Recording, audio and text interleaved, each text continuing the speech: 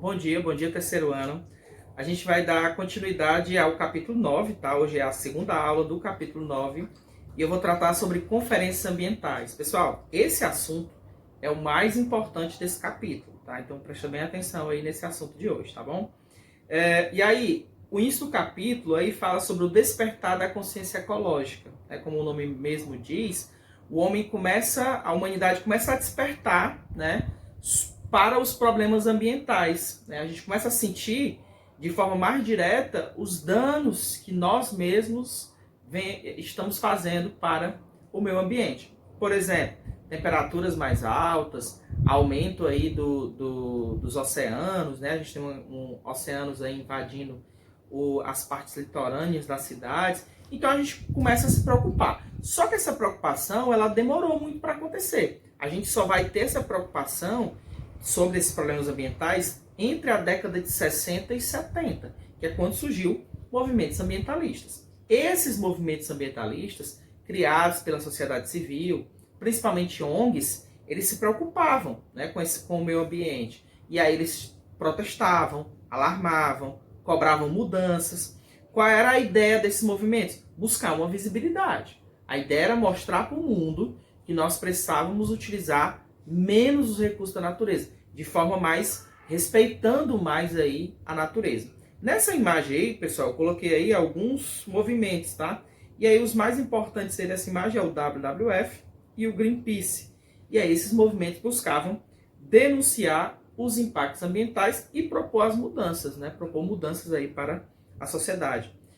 Quando a gente chega mais ou menos ali na década de 80, a gente tem a criação de partidos no mundo inteiro, partidos que tentavam defender a natureza, defender o verde.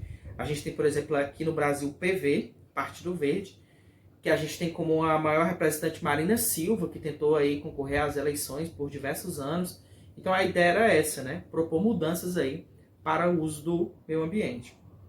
E aí a gente tem um pouco do histórico, pessoal.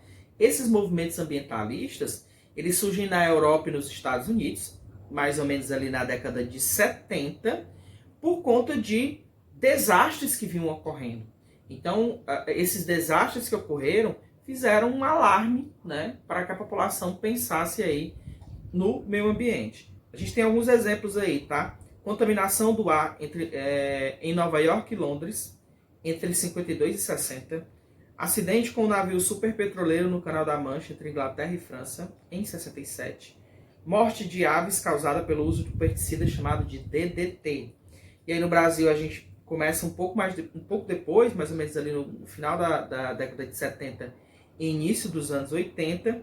E é claro, pessoal, que esses problemas, esses desastres que vinham ocorrendo, e aí a gente tem outros exemplos, né, de tsunamis, a gente tem terremotos, tudo isso fez com que a comunidade científica comece a pensar em estudar os limites da degradação ambiental. De que forma que a gente estava utilizando esse meio ambiente.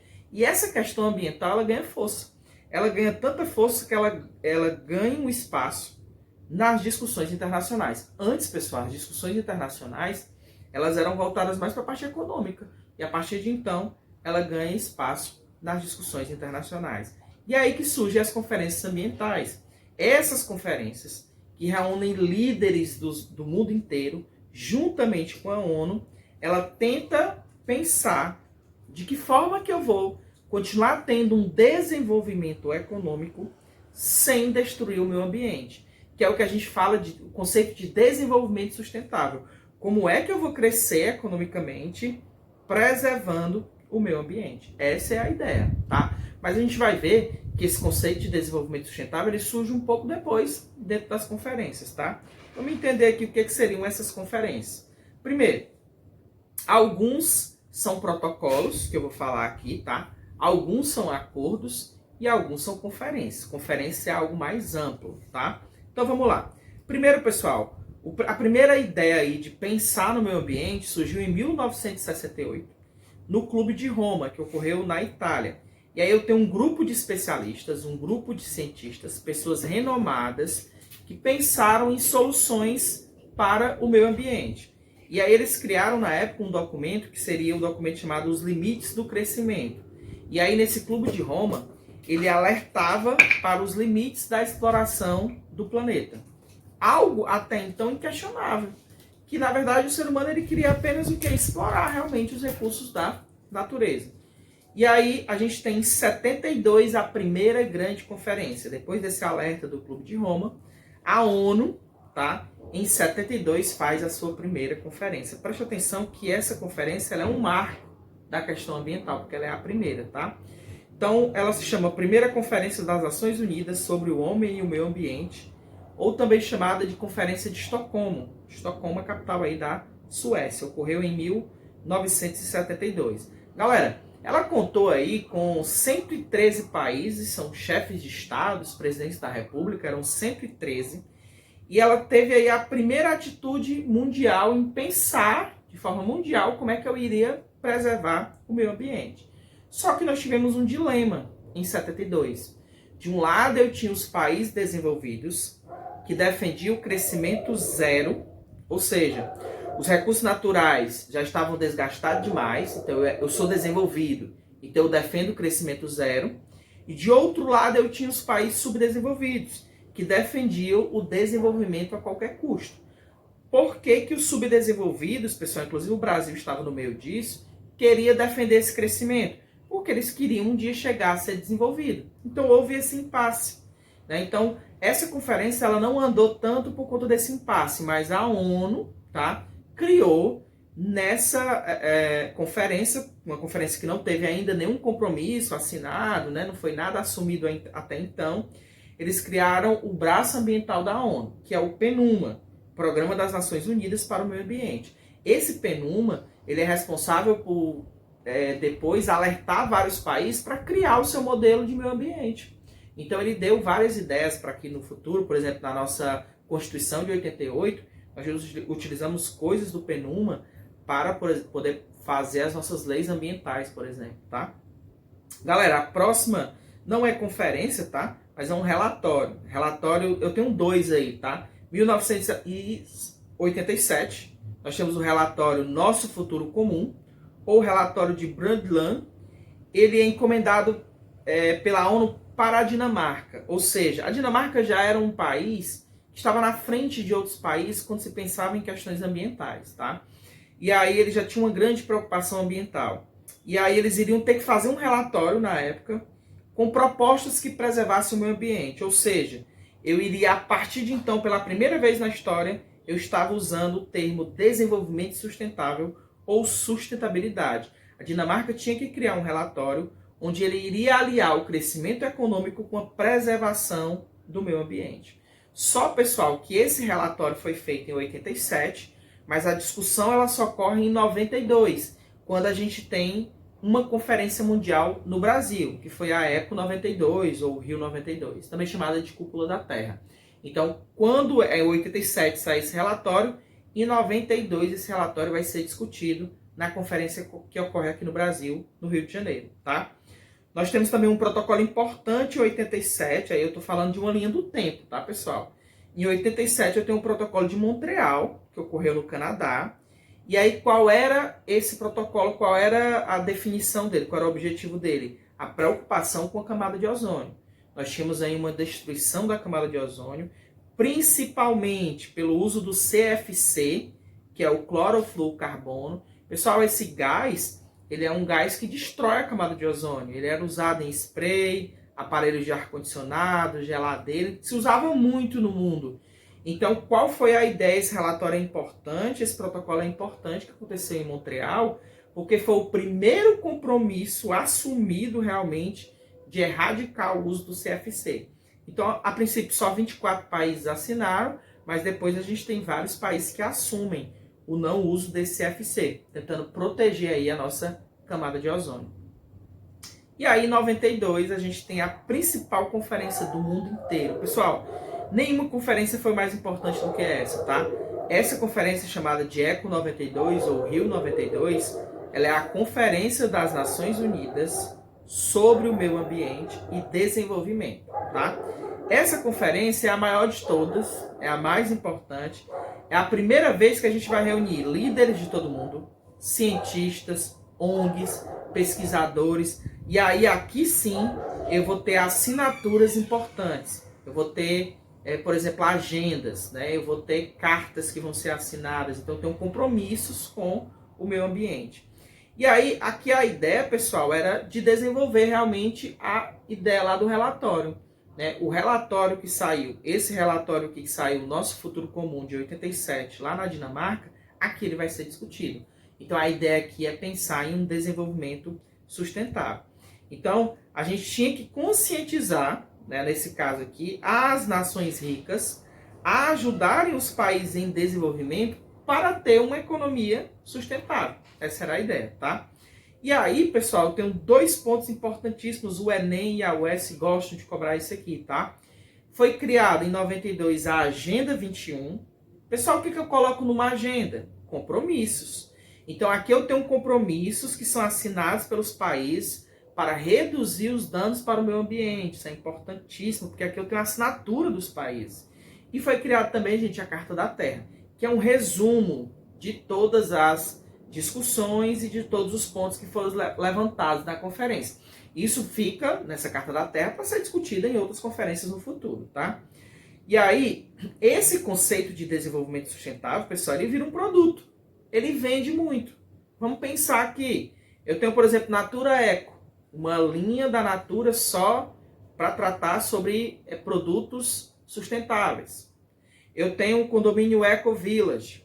Eu tenho um Eco Park. Essa palavra eco, ela se torna realmente um produto e se vende bastante. Quando eu falo em um produto sustentável, em algo que não vou prejudicar o meio ambiente, as pessoas elas compram essa ideia. Só que geralmente são produtos mais caros. Vocês devem concordar comigo, tá?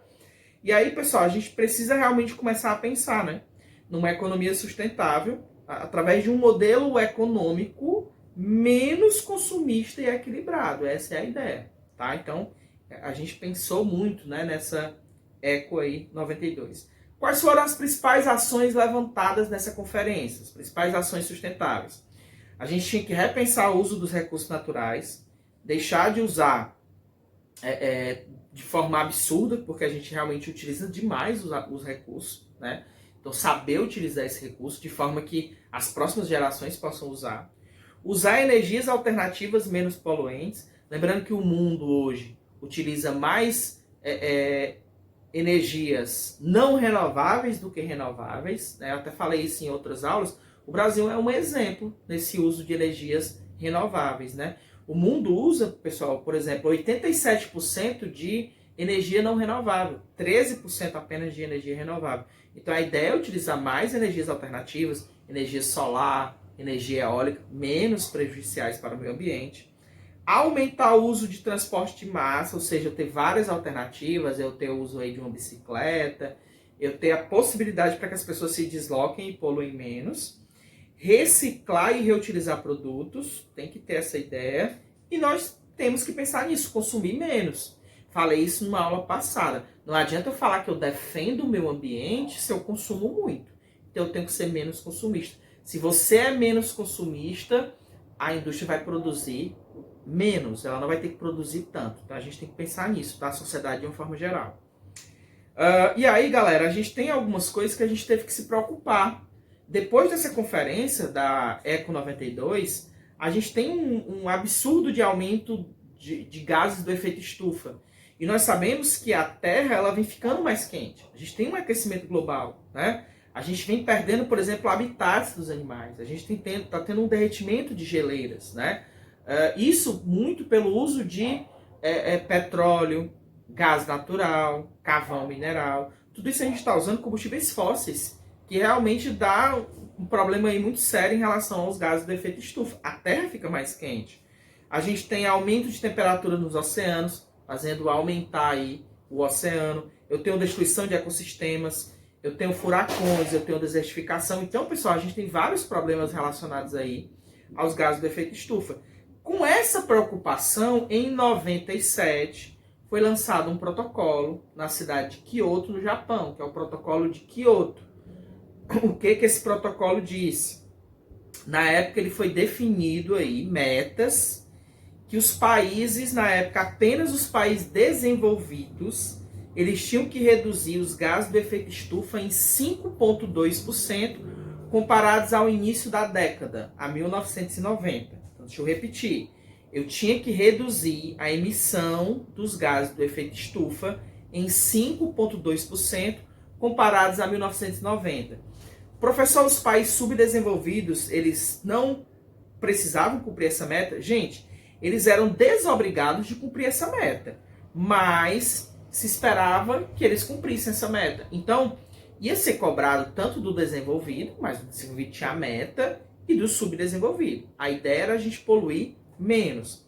Esse acordo, ele só entra em vigor, de 97, ele só entra em vigor em fevereiro de 2005, quando os 55 países que junto respondiam 55% de todas as emissões de gases do efeito estufa assinaram o documento. Então, desde 2005, esse protocolo de Kyoto, ele vale. Sendo que esse protocolo ele não vai ser assinado pelos Estados Unidos. Então, a maior potência do mundo, ela não assina esse documento. Ele diz injusto, porque países como o Brasil, como a China, como a Rússia, que eram emergentes, não teriam que cumprir essa meta. Então ele disse que eu também não precisava cumprir. E aí eles disseram também que ia prejudicar a sua economia. É claro, pessoal, que para eu emitir menos gases de efeito estufa, eu tenho que diminuir minha produção. Eu estou falando aqui dos Estados Unidos, que é o país mais capitalista do mundo. Então esse protocolo de Kyoto ele não vai ser assinado, tá? Então a ideia era esse, tá? A ideia era a gente ter essa possibilidade. Pessoal, para bater essa meta, foi criado um crédito de carbono. Ou seja, foi criado para garantir a diminuição dos gases de estufa. Por exemplo, tudo que um país não desenvolvido vende para um país desenvolvido quando reduz sua emissão dos gases de estufa. Deixa eu explicar melhor. Por exemplo, um país rico não consegue bater a meta. A Alemanha, por exemplo, não conseguiu bater a meta em relação aos gases do efeito estufa. Não conseguiu bater 5,2%. Suponhamos que o Brasil bateu a meta. O Brasil conseguiu 15% de diminuição. Como o Brasil bateu a meta, Brasil, como a minha meta é só 5,2%, eu posso vender créditos de carbono para a Alemanha. Então a Alemanha compra os meus créditos de carbono para que ela possa bater essa meta. É claro que isso eu vou tentar reduzir a emissão dos gases de uma forma geral e eu vou acabar transferindo renda dos países ricos para os pobres. Porque se o pobre bateu meta, o rico não, o rico compra esse crédito de carbono para bater a meta dele e aí ele acaba fazendo o quê? Ele acaba transferindo renda para o país pobre. Isso é o crédito de carbono, tá? E aí, lógico, a ideia aqui é ter desenvolvimento sustentável. Se eu não tiver desenvolvimento sustentável, eu não consigo bater essas metas, tá? E aí, gente, eu tenho a Rio+10. Deixa eu só dar um detalhe nessa conferência. Ela não ocorre no Rio de Janeiro. Ela ocorre em Joanesburgo, na África do Sul. Por que ela é Rio+10? Porque eu estou falando em 2002, 10 anos da Rio 92, da Eco 92. Eu disse para vocês que essa conferência tinha sido um marco para o mundo. A Rio 92 foi tão importante porque eles colocaram como meta a cada 10 anos ter uma grande conferência ambiental. E essas conferências elas levam o nome dessa primeira. Então essa conferência ela é a Rio+10. Também chamada de Conferência da Cúpula Mundial para o Desenvolvimento Sustentável.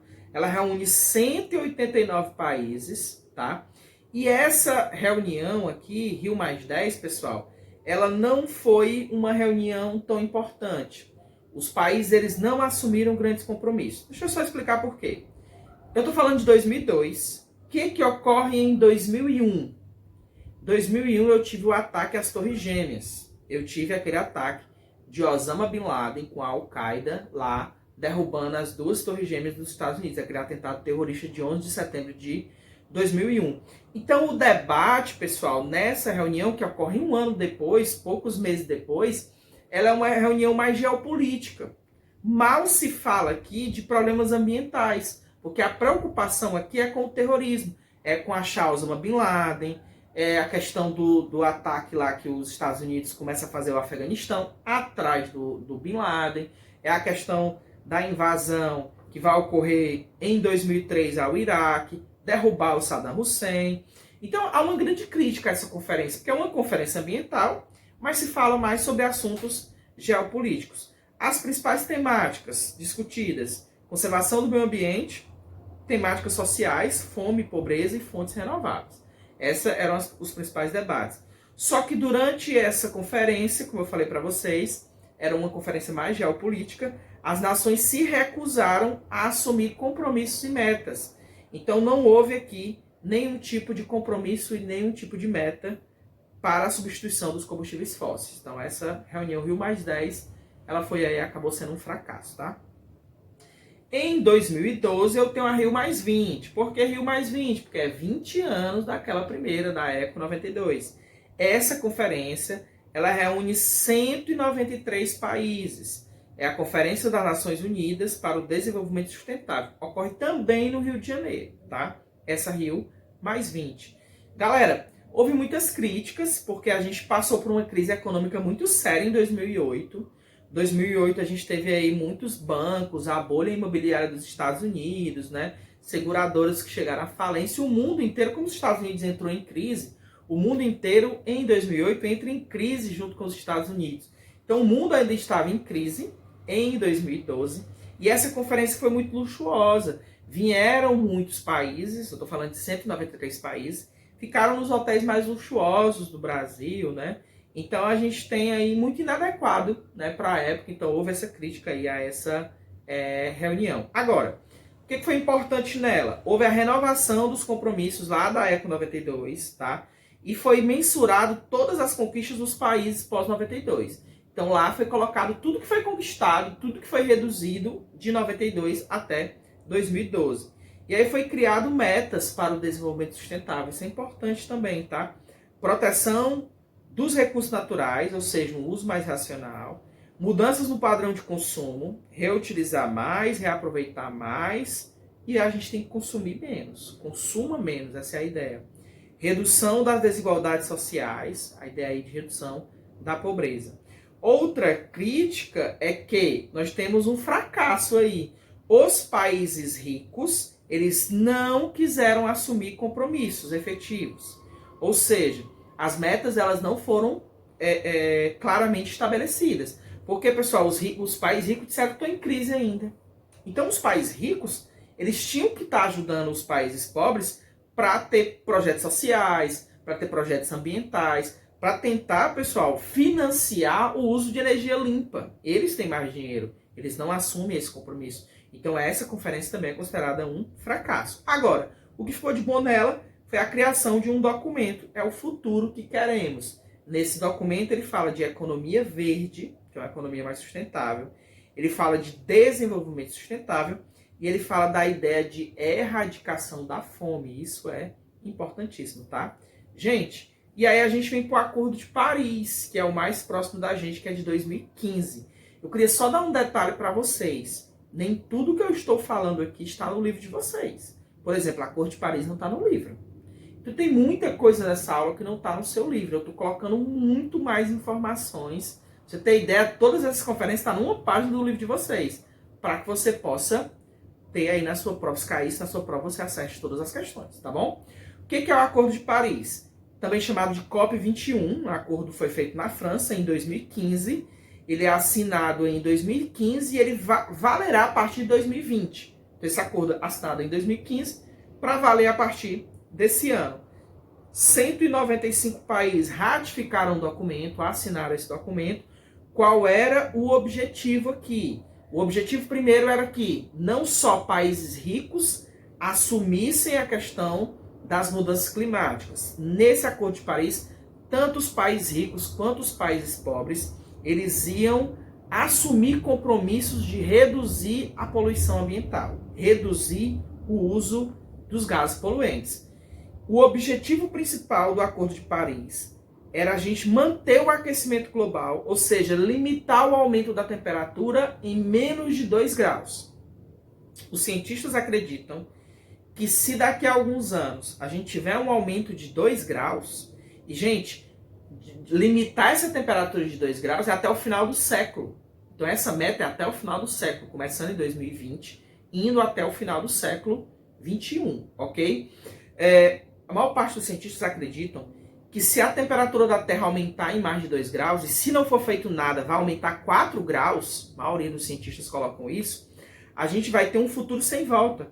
a gente vai ter efeitos devastadores, a gente vai ter elevação do nível do mar, a gente vai ter eventos climáticos extremos como seca, tempestades, enchentes, vai faltar água, vai faltar alimento. A vida na Terra pode ter fim se a gente tiver aumento de 4 graus aí na temperatura. Então a gente precisa controlar. Esse Acordo de Paris ele vai ser assinado por vários países. Para você ter ideia, é a primeira vez na história que os Estados Unidos assinam um acordo de meta de redução de gases do efeito estufa. Foi assinado pelo Barack Obama.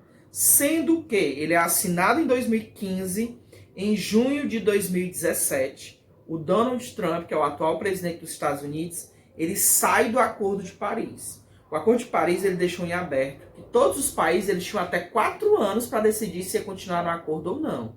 O Trump nem esperou tanto. Em 2 anos ele passou o corretivo lá na assinatura do Barack Obama e ele saiu do Acordo de Paris. Por que, professor, ele sai do Acordo de Paris? Primeiro, ele é um cético.